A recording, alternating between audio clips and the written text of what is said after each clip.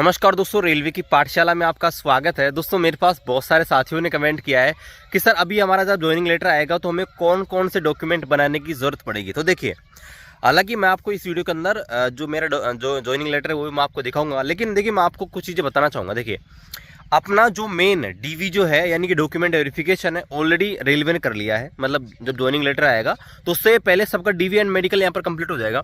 तो देखिए, आपका जो मेन डीवी था ना, जिसमें आपका जो डेट ऑफ बर्थ का सर्टिफिकेट है यानी कि आपकी 10th की मार्कशीट है, इसके अलावा आपका जो भी कम्युनिटी वाइज जो सर्टिफिकेट है, इसमें इसके अलावा आपका थंब इम्प्रेशन, साइन वगैरह सब कुछ, यानी कि आपका डीवी जो है वो आपका हो चुका है।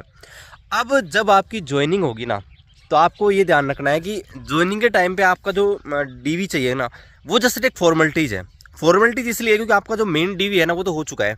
लेकिन एक चीज़ आपको ध्यान रखनी है, वो ये है कि उस आपका एक जब ज्वाइनिंग आएगी तो उसके अंदर एक अटेस्टेशन फॉर्म होगा, और वो अटेस्टेशन फॉर्म है, वहाँ पे दोस्तों आपको जो भी चीज़ें पूछी गई एकदम राइट बतानी है। देखो, यहाँ पर हो सकता है कि किसी के ऊपर पुलिस केस वगैरह हो रखा हो, तो वो चीज़ें उसके अंदर आपको मेंशन कर देनी है, आपको छुपाना कुछ भी नहीं है। तो देखो, आपको डरना कुछ नहीं है कि आपको अलग से कुछ डॉक्यूमेंट्स बनाने की जरूरत नहीं होगी, ऐसा कुछ नहीं है। आपको बस एक चरित्र प्रमाण पत्र और जो अटेस्टेशन फॉर्म वगैरह है वो आपको देना पड़ेगा।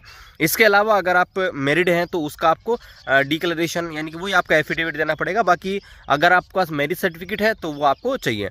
बाकी देखिए, डॉक्यूमेंट वेरिफिकेशन जब हुआ था उस टाइम पे आपकी जो केवल 10th की मार्कशीट ली गई थी।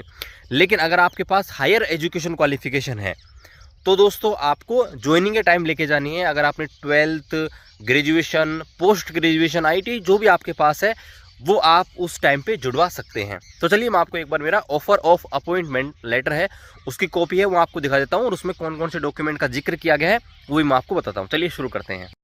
तो यहाँ पर दोस्तों मैं यहाँ पर ये ऑफर ऑफ अपॉइंटमेंट लेटर यहाँ पर दिखा रहा हूँ। हालांकि दोस्तों ये बहुत लंबा है, लेकिन हम बात करेंगे सिर्फ जो डॉक्यूमेंट्स हमको चाहिए होंगे उनकी। अगर आप चाहते हैं कि इस पूरे जो ज्वाइनिंग लेटर है इसके में क्या क्या टर्म्स कंडीशन हैं, क्या क्या चीज़ें हैं, उनके बारे में विस्तार से बताने का आप बोलेंगे तो मैं उसके ऊपर एक डेडिकेटेड वीडियो बना दूंगा, आप कमेंट कर सकते हैं। बाकी अब मैं सिर्फ आपको जो डॉक्यूमेंट वेरिफिकेशन मतलब आपका डॉक्यूमेंट चाहिए होगा ज्वाइनिंग के टाइम पे, उनके बारे में आपको बताता हूँ। तो यहाँ पर देखिए, यहाँ पर दोस्तों आपको बता रखा है कि आपको ज्वाइनिंग तभी करा जाएगा जब आपकी एजुकेशन क्वालिफिकेशन और टेक्निकल जो क्वालिफिकेशन है उनकी जांच होगी, और आपका जन्म तिथि और आपका जाति प्रमाण पत्र व अन्य जो भी प्रमाण पत्र है उनका आपको दोबारा सत्यापन कराया जाएगा। और सत्यापन होने के बाद ही दोस्तों आपको यहाँ पर ज्वाइनिंग करानी होगी। यहाँ पर दोस्तों आपको एक अटेस्टेशन फॉर्म यहाँ पर दिया जाएगा, नीचे मैं आपको दिखाऊंगा।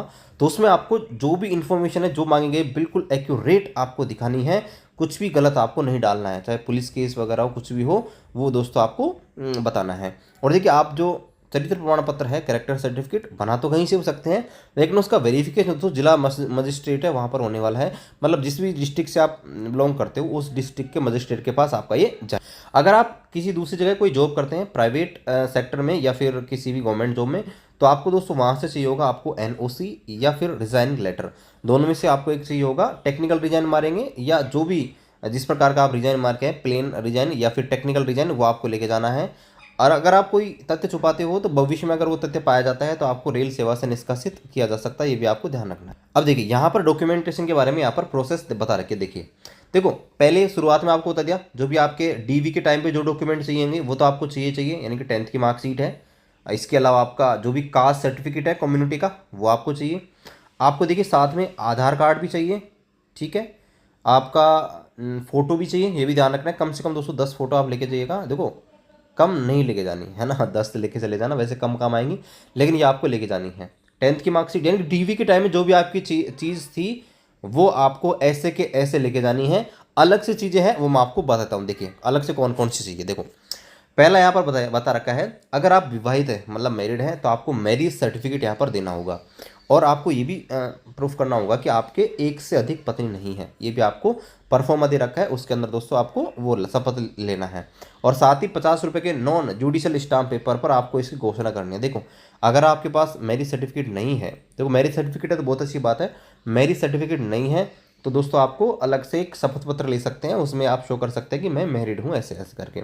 और आपको स्टाम्प पेपर पे नॉन जुडिशियल स्टाम्प पेपर 50 रुपये के ये भी शपथ लेनी है कि मेरे एक से अधिक पत्नी है, वो जीवित नहीं है, ऐसा, ठीक है। अब यहाँ पर देखिए, यहाँ पर दोस्तों आपको बता रखा है कि संलग्न चरित्र प्रमाण पत्र, आपको नीचे चरित्र प्रमाण पत्र दिया गया है और वहाँ पर दो अलग अलग अधिकारियों को प्रस्तुत करना होगा। इसका मतलब है कि दो अलग अलग व्यक्तियों से बनाना है, जो भी गेजिटेड ऑफिसर होते हैं ना, जैसे आपको पता होगा कि वही आपके डॉक्टर हैं, गवर्नमेंट स्कूल के टीचर्स हैं, उनसे आप बनवा सकते हो।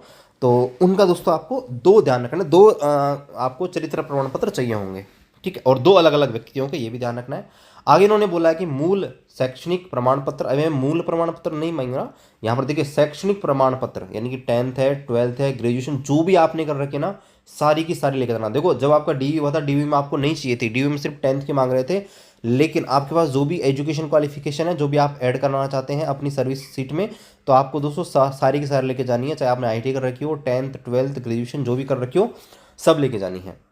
इसके अलावा मूल का मतलब होता है कि आपका ओरिजिनल है ना, तो ओरिजिनल डॉक्यूमेंट लेके जाना है, 10th 12th जो भी आपने कर रखी है वो। इसके अलावा आपको केंद्र का जाति प्रमाण पत्र चाहिए होगा, आपका डीवी हुआ है वही चल जाएगा, कोई दिक्कत नहीं है। 8 फोटो सत्यापित, अब यहाँ पर देखिए, यहाँ पर आपको क्या बता रखा है, 8 फोटो स्टेट, यानी कि 8 कॉपी चाहिए। अब देखो 8 कॉपी दोस्तों नहीं मांगते हैं, लेकिन यहाँ पर देखो गलत लिखा गया, जब हम लेके गए थे तो हमसे शायद 2 या 3 सेट लिए थे। बाकी देखो हो सकता है आपका जब ऑफर ऑफ अपॉइंटमेंट लेटर आएगा उसमें मेंशन होगा, उस हिसाब से आप लेके जाइएगा। देखो सेल्फ अटेस्टेड का मतलब क्या होता है, खुद के साइन करना फोटोकॉपी करा के, और कुछ नहीं है। और यहाँ पे आपको ध्यान रखना है 10 फोटो की, इन्होंने बता रखा है 10 फोटो लेके जानी है, और जो भी 6 माह से अधिक पुरानी नहीं होनी, कि लेटेस्ट फोटो लेके जानी है। इसके अलावा दोस्तों आपको लेके जाना पड़ेगा आपका बैंक अकाउंट, यानी कि आपका पासबुक जो होती है, कोई सा अकाउंट चलेगा। अगर आपके पास अकाउंट नहीं है खुलवा लीजिएगा, कोई दिक्कत नहीं है। लेकिन कई बार क्या होता है कि जब आपकी ज्वाइनिंग हो रही है तो डिवीजन में, तो वहाँ पे आप भी जाते हैं, बैंक वाले सारे के सारे, किसी से भी आप हैंड टू हैंड खुलवा सकते हैं। तो यहाँ पर देखिए आपको चाहिए होगा आपका बैंक, उसमें बैंक की पासबुक जिसमें अंदर बैंक का नाम हो, बैंक का आईएफएससी कोड वगैरह हो, और उसकी दोस्तों आपको कॉपी चाहिए 5। इसके अलावा पैन कार्ड चाहिए होगा, आधार कार्ड चाहिए होगा, और इनकी भी 5 कॉपी चाहिए। और ध्यान रखना आपको चेक बुक भी चाहिए होगी, तो चेक बुक अगर आपके पास नहीं है आप अभी से मंगवा के रख लीजिएगा, ठीक है। अब यहाँ पर देखिए बोल रखा है कि जो भी डॉक्यूमेंट हैं वो खुद की हैंड राइटिंग में ही लिखने हैं, ध्यान रखना है, दूसरे से नहीं करवाना। और जो भी यहाँ पर आपको बता रहा है कि जो भी आपको वो चाहिए ना, जो स्टाम्प पेपर की जरूरत जहाँ भी पड़ेगी, तो ध्यान रखना है वो टाइप किया होना चाहिए, ऐसा नहीं कि आप खुद ही लिखने लग जाओ ऐसे ऐसे फिर वो चीज़ें, ठीक है, ये चीज़ें आपको ध्यान रखनी है।